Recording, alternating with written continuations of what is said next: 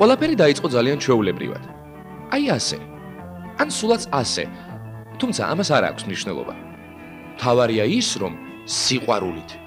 ან უსიყვარულოდ ორმა ახალგაზრდამ ქართული. არა ასე არა. ხო, ქართული ოჯახი შექმნა.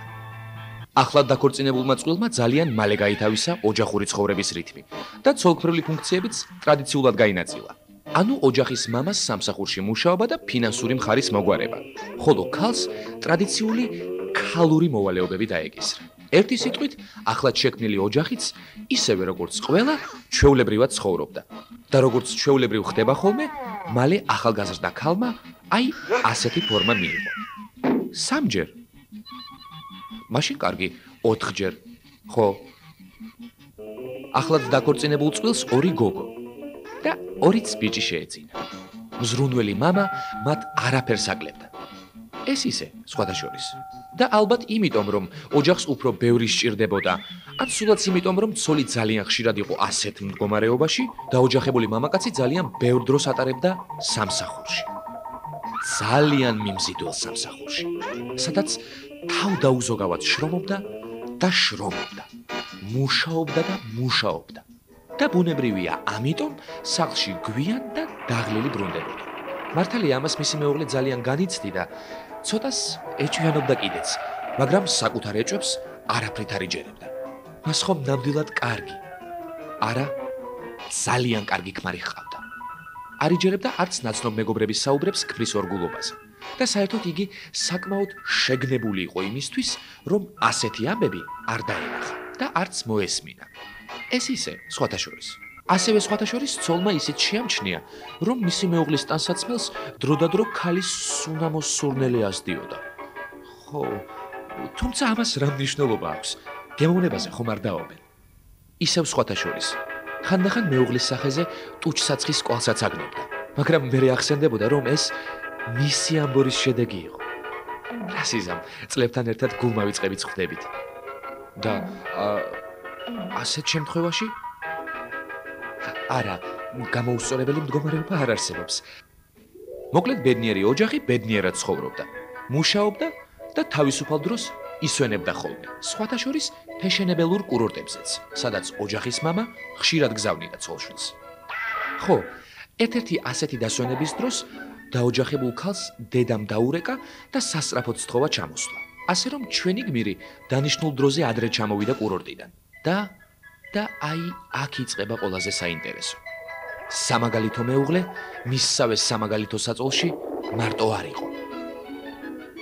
ასე რომ იძაბება სიტუაცია და ჩვენი მეოჯახე ქალბატონის დიდი სურვილისა და დიდი მონდომების მიუხედავად მრავალშვილიანი ოჯახი დანგრევის საშიშროების წინაშე აღმოჩნდა. სამწუხაროდ.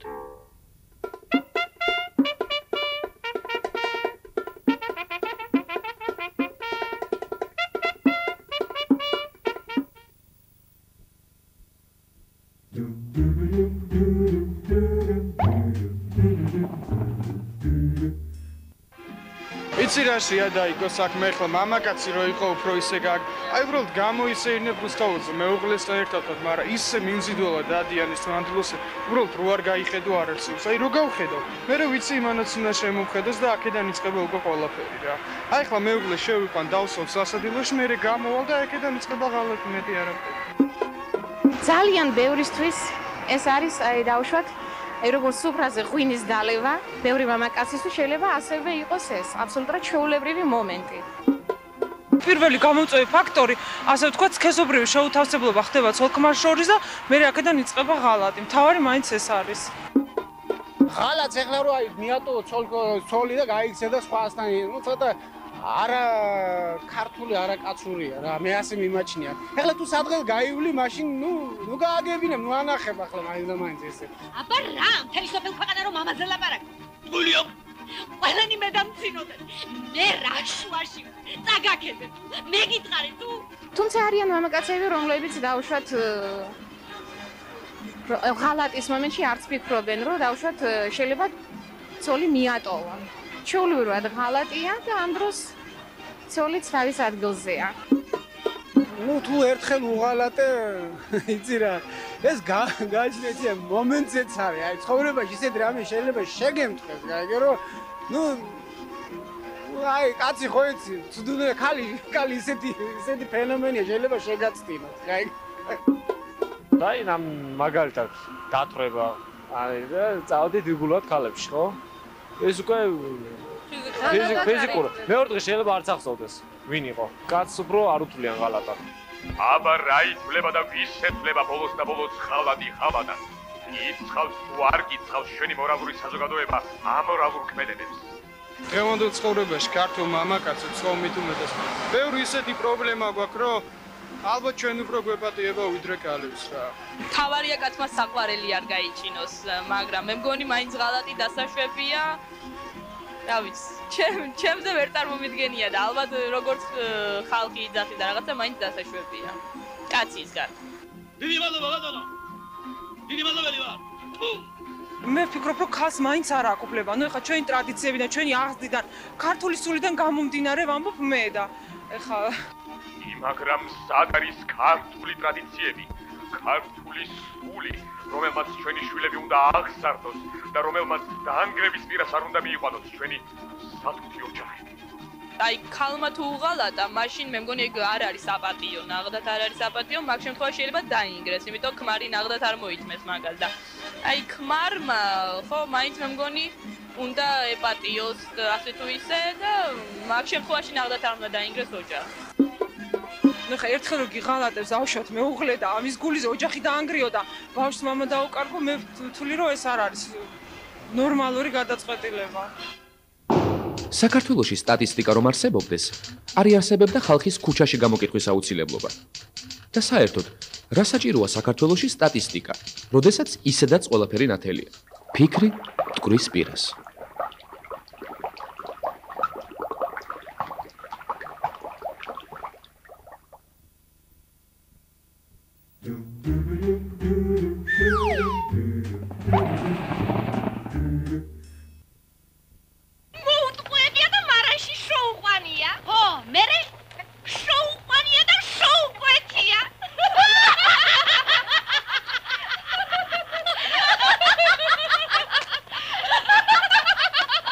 საყოფაცხოვრებო ყოფა ასეთი პიკანტური ეპიზოდებით მრავლად არის დახუნწული.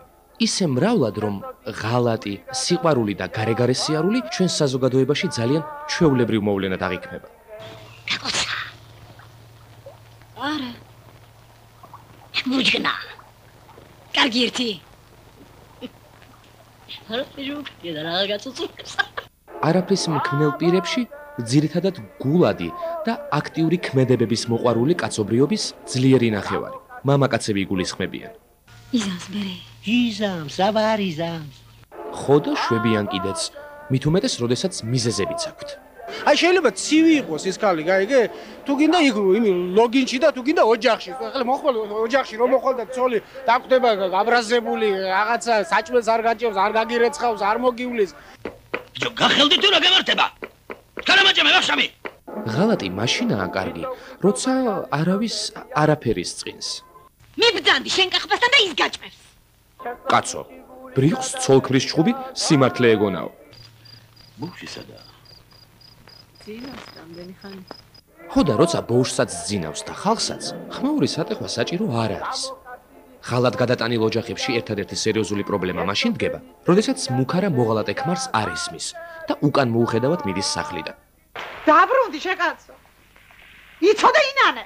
ამ შემთხვევაში ნაღალატევი ცოლები მარტო ერთი მარტივი რამის გარკვევას ვერ ახერხებენ.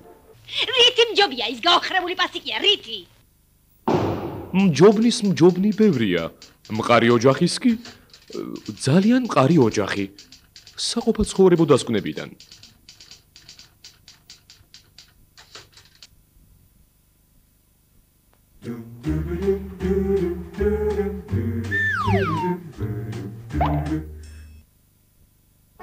იყო და არა იყო რა, იყო ცოლი, იყო ქმარი და იყო ვიღაც სხვა. ღალატისთვის აუცილებელი პირი, რომლის არსებობაც ერთ-ერთ მეუღლეს რქებდა დგმულს. ძალიან არ მოსწონდა და რომელიც თავის შერცხვენას, თავზე რქების დადგმას ძალიან ერიდებოდა. ამიტომ ბევრი თუ ცოტა ფიქრის შემდეგ ერთ-ერთ ქვეყანაში ძველ რომში ეჭვიანმა ქმრებმა ერთგულების ქამარი გამოიგონეს. რკინის ტრუსები ბოქლომითურთ. ამგვარ საცვალს რომაელები ომში წასვლის წინ აცმევდნენ ცოლებს და გულდამშვიდებულები ერკინებოდნენ მტერს. ერთგულების ქამრის ეროვნული ქართული სახესხვაობა ქმრების დედები, ანუ დედამთილები იყვნენ. სხვათა შორის ქართული ერთგულების ქამარი რკინაზე არანაკლებ ეფექტურად ფუნქციონირებდა. ეს იყო ძველად. განვითარებული ტექნიკის წყალობით ეჭვიან მეუღლეებს მოღალატე მეორე ნახევრის დამაშინებელი და გამაკონტროლებელი ულტრათანამედროვე ნივთების შეძენის საშუალება მიეცათ. ისევ ტრუსები მხოლოდ კომპიუტერული დანართით. ამერიკელმა მეცნიერებმა ტრუსოლოგია ღალატის დარგში. სპეციალური მოწყობილობა გამოიგონეს, რომლის საშუალებითაც დაინტერესებული პირი სექსუალური პარტნიორი იგებს დაკვირვების ობიექტს საეჭვო დროის განმავლობაში აცვია თუ არ აცვია საცვალი. ჯენი ცოლი 40 წუთია, რაც უნიფხოდ დაიარება.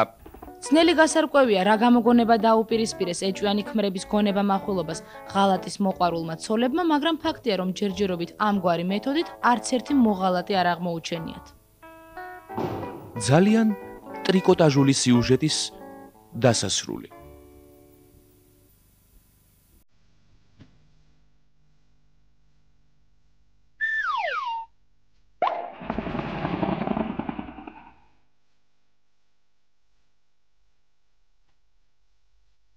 თავისი ცხოვრების მანძილზე მონაკოს პრინცესა სტეფანიამ მოღალატე ქმრების საქმროებისა თუ საყვარლების მთელი კოლექცია შეაგროვა.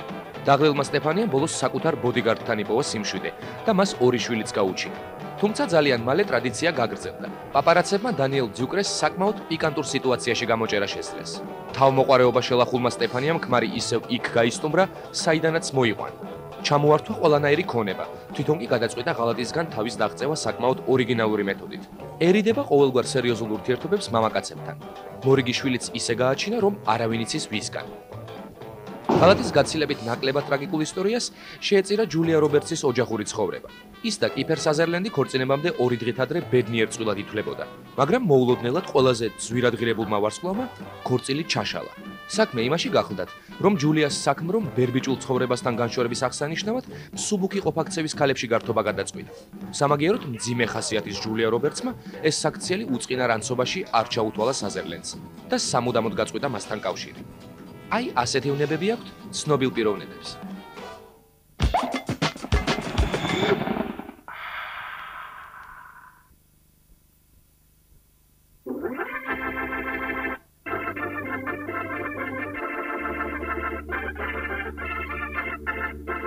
გადაცემაში გამოყენებული იყო 23-ჯერ სასვენი ნიშანი მძიმე და 27-ჯერ მრავალწერტილი. გადაცემაში არ იყო გამოყენებული კითხვის ნიშანი და ძახილის ნიშანი. აბა